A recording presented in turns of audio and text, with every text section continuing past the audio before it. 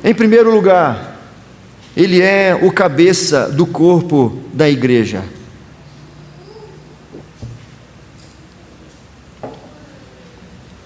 Igreja é composta dos salvos. A igreja são os pecadores que foram transformados. A igreja é composta daqueles que outrora estavam mortos e agora estão vivos. A igreja é a comunidade dos redimidos, daqueles que foram separados dentre a multidão de pecadores para serem chamados de menina dos olhos do Senhor, da noiva do Cordeiro, daquelas pedras vivas, sacerdócio real, chamados de nação santa. A igreja já é o produto da redenção. Se existe a igreja, é porque Cristo é o Redentor. Eu vou refazer a frase, vou aumentar. Se existe a igreja, se existe a comunidade dos salvos, se existem aqueles que foram resgatados das trevas, é porque foram salvos. E se foram salvos, é porque Jesus os resgatou. Mas esta igreja, que outrora estava morta nos seus delitos e pecados, que estava no lamaçal do pecado, destinado ao inferno, caminhando naquele caminho largo, na porta larga, indo para o inferno, que foi salvo, o povo que foi salvo, pode perder de vista por quem foi salvo, pode em algum momento achar que há em si mesmo alguma virtude, algum crédito, alguma coisa que justifique a sua salvação, alguma coisa que ele tenha feito, algum diferencial na sua vida. Mas nos versículos anteriores, o apóstolo Paulo está aqui iluminando a mente dos crentes, quando diz aí no 13, vamos reler o versículo 13, se você tem aberto. Ele nos libertou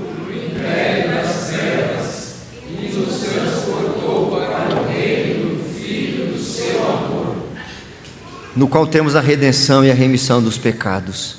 Se existe a igreja, se existe o corpo, é porque há um cabeça. Quando eu estava relendo esse texto, estudando, de uma área que eu não transito, na área médica, mas eu tenho a informação, dado aí a tempo e fora de tempo, de que quando uma pessoa está lá hospitalizada e tem essa expressão eu vou criar aqui agora, uma parada no cérebro, um tilt no cérebro, ela é declarada morte cerebral. Mas o coração está batendo, é só uma questão de tempo, porque um corpo não sobrevive sem a cabeça. Nós não sobrevivemos sem Cristo. E nós insistimos como igreja muitas vezes no nosso dia a dia a viver à parte de Cristo, sem seguir os seus preceitos, as suas determinações. Nós não temos problemas de reconhecer que Ele é o nosso cabeça.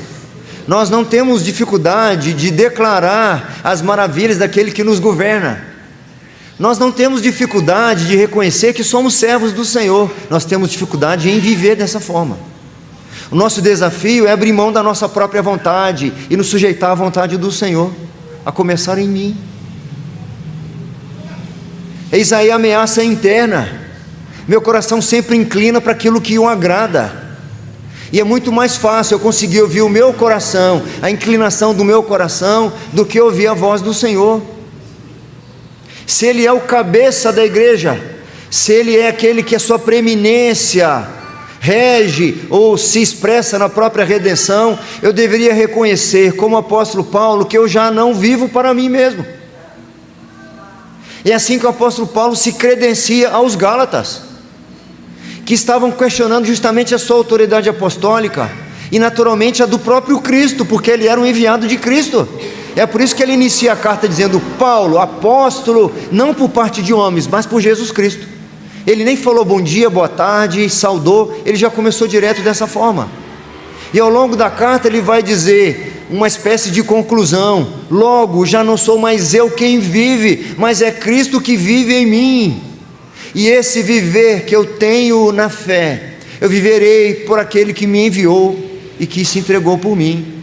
Qual de nós pode dizer isso hoje? Por mais caminhada que temos na vida cristã, qual de nós pode dizer: eu já não vivo para mim mesmo, a minha vontade já não mais importa, porque Cristo é o cabeça da minha vida, é a razão do meu viver.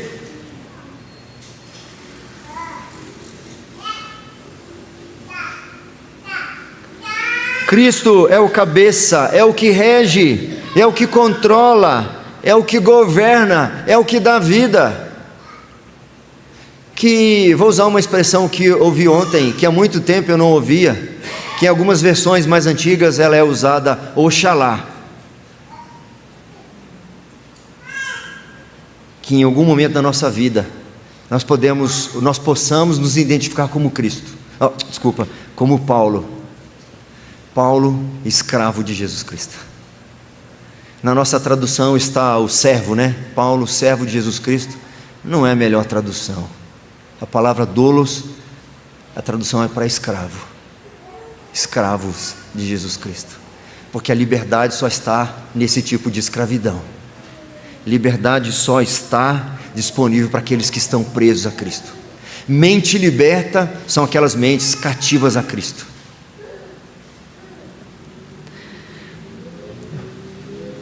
A preeminência de Cristo na redenção. Em segundo lugar, Ele é o princípio, o primogênito dos mortos. Diz a continuação do versículo 18: Ele é o princípio, o primogênito de entre os mortos, para em todas as coisas ter a primazia. Jesus Cristo ressuscitou para nunca mais morrer. Nunca houve isso na história.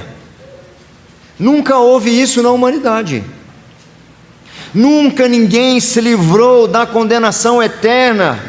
Nunca ninguém escapou do que é a morte. Nunca ninguém conseguiu titubear a morte, enganá-la ou sequer adiá-la. Apenas um túmulo na história de toda a humanidade encontra-se vazio.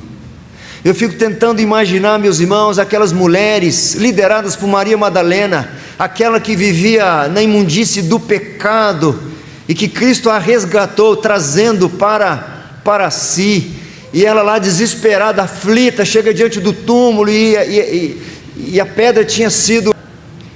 E aqueles anjos em cima dizem assim: por que você... Não existe mais um precipício no fim do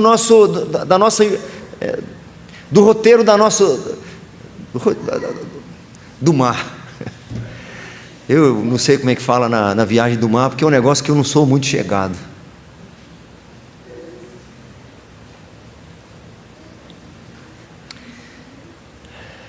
Com toda a confiança, esse mesmo apóstolo Paulo vai confrontar um dos maiores e terríveis erros teológicos da igreja de Corinto. A igreja de Corinto estava perdendo de vista a convicção da ressurreição de Jesus Cristo. E quem perde a convicção da ressurreição de Jesus Cristo, a primazia de Cristo em ser aquele que é o primogênito, com toda certeza, sem medo de errar, vive não só igual às pessoas que não conhecem Cristo, mas vive pior do que elas, porque agregam, além de não terem esperança, além de viverem desesperados, porque não têm convicção da sua própria salvação, ainda são hipócritas, porque falam de Cristo, cantam sobre o nome de Cristo, anunciam as virtudes de Cristo, mas se não reconhecem a ressurreição de Cristo, se não vivem com essa perspectiva. E olha que esta igreja, como eu disse no início, o apóstolo Paulo diz que recebe notícias maravilhosas desta igreja, e uma das notícias é porque eles perseveravam na esperança dos céus, mas podiam perder isso de vista, porque a gente começa a viver para esta vida. Quando escreve aos Coríntios, ele diz assim: antes de tudo vos entreguei o que também recebi, que Cristo morreu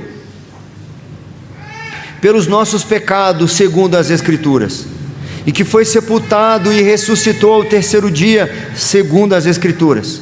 E apareceu a Cefas, e depois aos 12. Depois foi visto por mais de 500 irmãos de uma só vez, dos quais a maioria vive até agora, porém alguns já dormem. Depois foi visto por Tiago, mais tarde por todos os apóstolos. E afinal, depois de todos, foi visto também por mim, como por um nascido fora de tempo, porque eu sou o menor dos apóstolos, que mesmo não sou digno de ser chamado apóstolo, pois persegui a igreja de Deus. Mas pela graça de Deus sou o que sou, e a sua graça que me foi concedida não se tornou vã. Antes trabalhei muito mais do que todos eles, todavia não eu, mas a graça de Deus comigo. Portanto, seja eu ou sejam eles, assim pregamos e assim crestes. Ora, se é corrente pregar-se que Cristo ressuscitou dentre os mortos, como, pois, afirmam alguns dentre vós que não há ressurreição de mortos? E se não há ressurreição de mortos, então Cristo não ressuscitou. E se Cristo não ressuscitou, é vã a nossa pregação e vã a vossa fé. E somos tidos por falsas testemunhas de Deus, porque temos asseverado contra Deus que Ele ressuscitou a Cristo, ao qual Ele não ressuscitou, se é certo que os mortos não ressuscitam, conforme vocês acreditam, a igreja de Corinto. Porque se os mortos não ressuscitam, também Cristo não ressuscitou. E se Cristo não ressuscitou, é vã a vossa fé, e ainda permaneceis nos vossos pecados. E ainda mais, os que dormiram em Cristo pereceram. E se a nossa esperança em Cristo se limita apenas a esta vida, somos os mais infelizes de todos os homens. Quando Cristo ressurge dos mortos, é a comprovação de que o Pai aceitou o seu sacrifício. É a certeza explícita de que o sacrifício de Jesus atendeu a todas as exigências da lei. E é por isso que o escrito de dívida, a cobrança que pesava sobre nós, foi rasgado. Agora, se Cristo não ressuscitou, a nossa dívida ainda está valendo. E aí então nós temos que viver como desesperados, como qualquer outro, diante da morte, diante do esgotamento da nossa vida. E todos nós estamos caminhando cada dia mais perto, porque vamos para lá, como diz o autor de Eclesiastes, vamos para a casa eterna, porque somos pó e ao pó retornaremos. O apóstolo Paulo finaliza esse capítulo aos Coríntios dizendo o seguinte: e quando este corpo corruptível se revestir de incorruptibilidade, e o que é mortal se revestir de imortalidade, então se cumprirá a palavra que está escrita. E se você se sentir à vontade, você poderia repetir o versículo, o texto junto comigo. Tragada foi a morte pela vitória. Onde está, ó morte, a tua vitória? Onde está, ó morte, o teu aguilhão? O aguilhão da morte é o pecado, e a força do pecado é a lei. Graças a Deus que nos dá a vitória por intermédio de nosso Senhor Jesus Cristo. Portanto, meus amados irmãos, sede firmes, inabaláveis e sempre abundantes na obra do Senhor, sabendo que no Senhor o nosso trabalho não é em vão. Porque confiar em anjos não precisa mais. Porque confiar em santos, porque tributar nossa fé em outros mediadores, possíveis mediadores. Que história é essa de pedir à mãe que o filho atende? Que história é essa que quem multiplica o azeite da botija da viúva é São Benedito? como eu fui ensinado a aprender? Como confiar nas almas para proteger a nossa casa? Muitas vezes nós saímos de casa e minha mãe dizia assim: estou pedindo as almas para proteger a nossa casa. Eu não sei de quem. Me dava medo esse negócio. Se Cristo ressuscitou, nós também ressuscitaremos. É o que ele vai dizer depois aí no capítulo 3, do 1 até o 17. Vamos adiante. Nele reside toda a plenitude. Sabe por quê que Cristo é preeminente? Sabe por quê que Ele merece toda a honra, merece toda a glória, merece todo o louvor, toda a adoração, toda a confiança? Porque nele reside toda a plenitude. O verso 19, se o seu texto está aberto, podemos reler, por favor? O 19: porque aprove a Deus que nele residisse toda a plenitude. Algumas traduções vão trazer a nossa tradução, aprove a Deus. Algumas traduções vão dar uma outra, em outras versões vão dar outra tradução. Vão apresentar a tradução de o prazer do Pai. A ideia é essa, o deleite do Pai. Então, aprove ao Senhor, foi prazeroso ao Senhor, foi deleitoso ao Senhor, que nele residisse toda a plenitude. Significa que o Pai se deleita, tem prazer no Filho, e no Filho o Pai evidencia toda a sua própria plenitude, porque Ele é a exata expressão do seu ser. E é interessante que o Antigo Testamento já revela para nós que desde a eternidade o Pai já se deleitava no Filho, já se deleitava em que nele, em Cristo, no seu Filho, residisse toda a plenitude. O autor de Provérbios diz assim: antes de haver abismos eu nasci, e antes ainda de haver fontes carregadas de águas, antes que os montes fossem firmados, antes de haver outeiros eu nasci.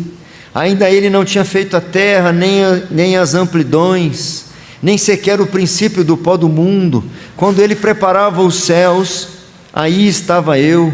Quando traçava o horizonte sobre a face do abismo, quando firmava as nuvens de cima, quando estabelecia as fontes do abismo, quando fixava ao mar o seu limite, para que as águas não traspassassem os seus limites, quando compunha os fundamentos da terra, então eu estava com Ele e era o seu arquiteto. Dia após dia eu era as suas delícias, folgando perante Ele em todo o tempo. Que precioso isso, meus irmãos. Que relacionamento maravilhoso, perfeito, de deleite, de prazer mútuo. O prazer do Pai era na vitória do Filho, no sucesso do Filho,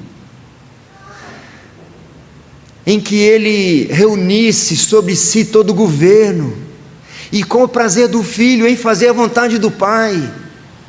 Ali nós encontramos a conexão perfeita, o cumprimento ideal daquilo que falamos hoje cedo na escola bíblica dominical, do salmista quando diz: agrada-te do Senhor, Ele satisfará os desejos do teu coração. E o desejo do Filho era fazer a vontade do Pai, e a vontade do Pai era honrar o Filho. Era bom para todo mundo. Não há espaço, não havia espaço, não há espaço para reservas, para economizar no afeto, para se sentir diminuído pelo sucesso do outro, para se sentir em prejuízo diante do lucro do outro.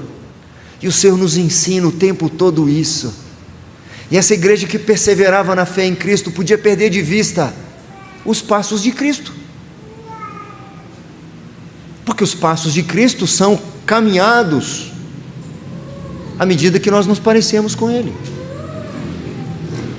O mesmo apóstolo Paulo vai dizer em outra carta da prisão aos Filipenses, que o Filho não usurpou o ser igual a Deus, antes ele se esvaziou, abriu mão da sua glória.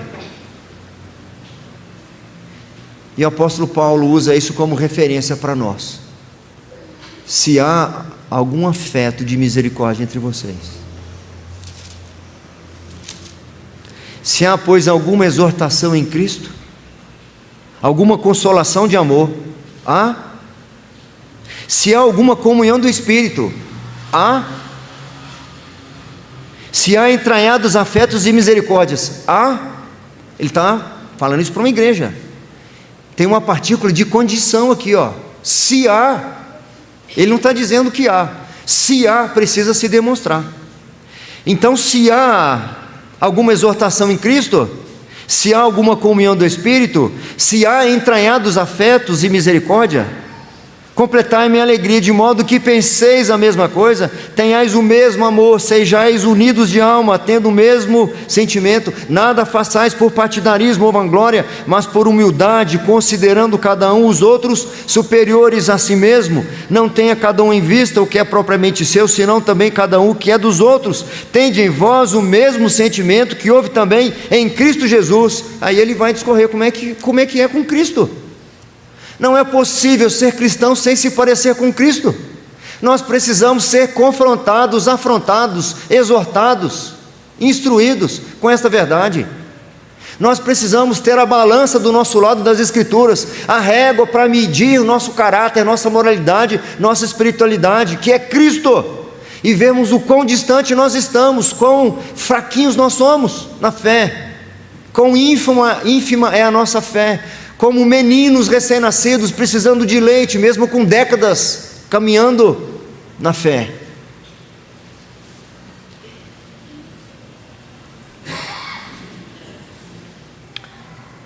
Hendricks diz o seguinte: durante o período da permanência de Cristo na terra, este prazer se manifestou repetidamente. No batismo de Cristo, batismo de Jesus, o Pai afirma: este é o meu Filho amado em que me comprazo. Na transfiguração a mesma coisa, em várias ocasiões. Certamente era do bom deleite de Deus que em seu Filho habitasse toda a plenitude. Os poderes e atributos da deidade não eram destinados à distribuição entre uma multidão de anjos. A supremacia ou soberania divina, completa ou parcial, não era para ser entregue a eles, os anjos, e nenhum dos apóstolos e ninguém.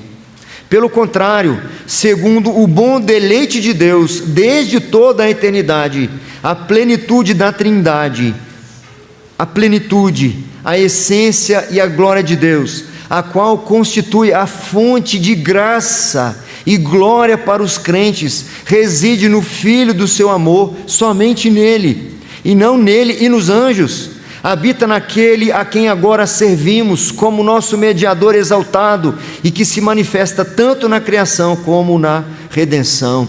É porque a plenitude reside em Cristo que nós usufruímos da sua graça. É porque Ele é o Senhor soberano sobre todas as coisas que nós usufruímos da sua glória. Porque todos nós temos recebido da sua plenitude e graça sobre graça. Evangelho de João. Aqui mesmo na carta aos Colossenses, o apóstolo Paulo vai dizer lá no capítulo 2: em quem todos os tesouros da sabedoria e do conhecimento estão ocultos, porque nele habita corporalmente toda a plenitude da divindade. Último, o quarto, ele é o mediador da eterna aliança.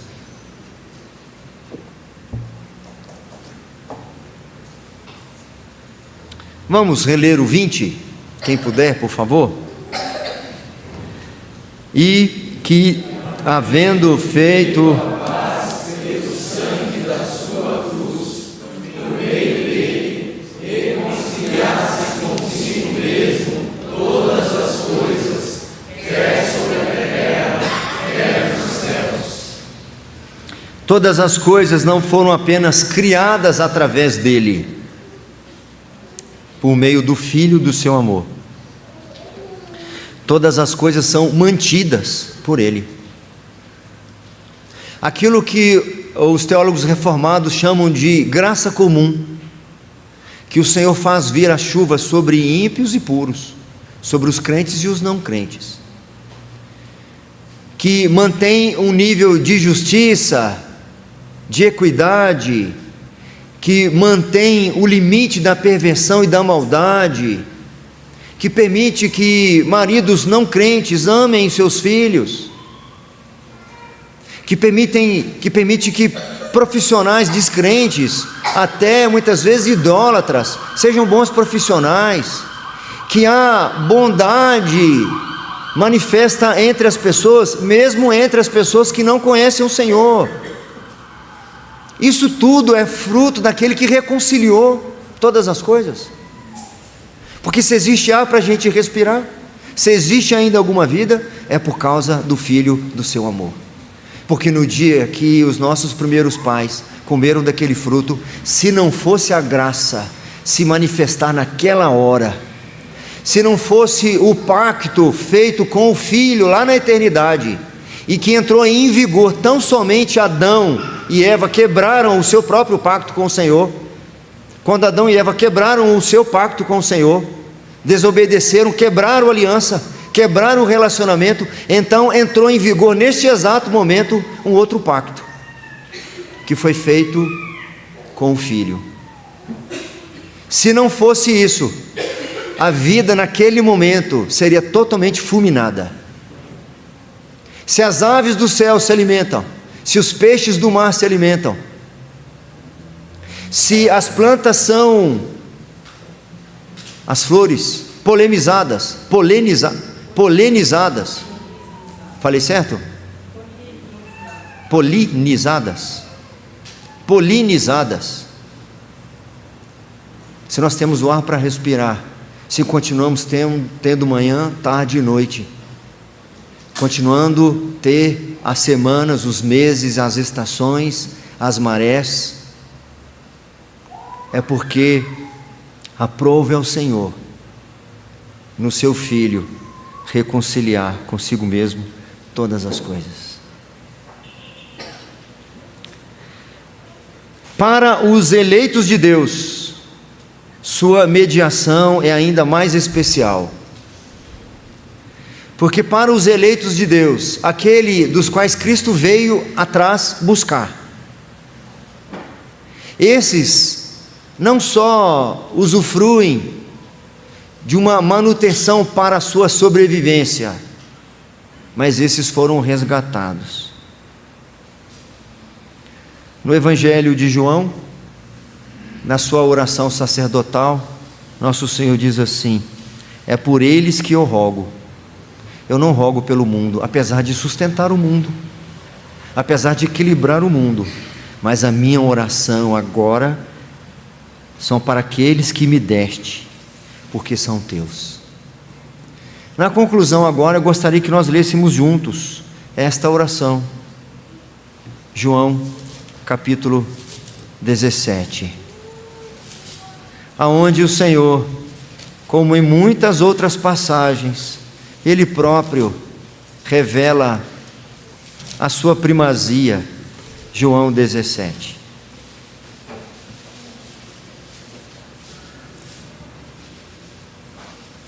Aqui ele revela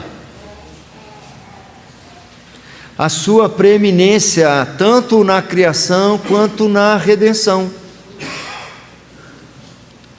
Aqui se evidencia a sua imagem do Deus invisível, o primogênito de toda a criação, que nele reside toda a plenitude e que é o mediador da eterna aliança. Nós faremos essa leitura, os irmãos acompanhem. Tendo Jesus falado estas coisas, levantou os olhos ao céu e disse: Pai, é chegada a hora, glorifica a teu Filho, para que o Filho te glorifique a ti.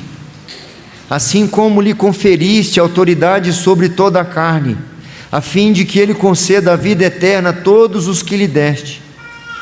O 3. E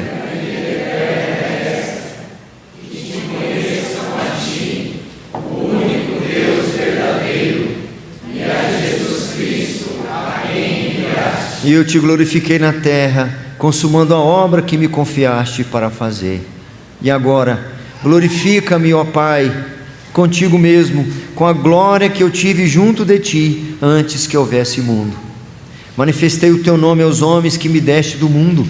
Eram teus, tu os confiaste, e eles têm guardado a tua palavra.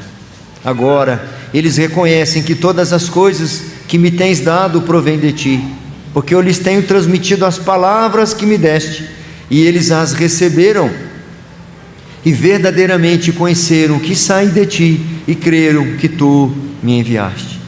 É por eles que eu rogo, não rogo pelo mundo, mas por aqueles que me deste, porque são teus.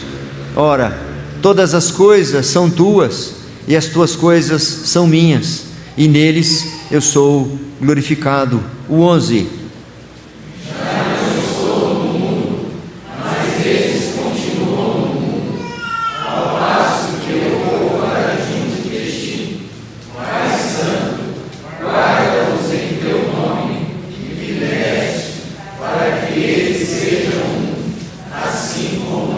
Quando eu estava com eles, guardava-os no teu nome que me deste, e protegi-os, e nenhum deles se perdeu, exceto o filho da perdição, para que se cumprisse a Escritura.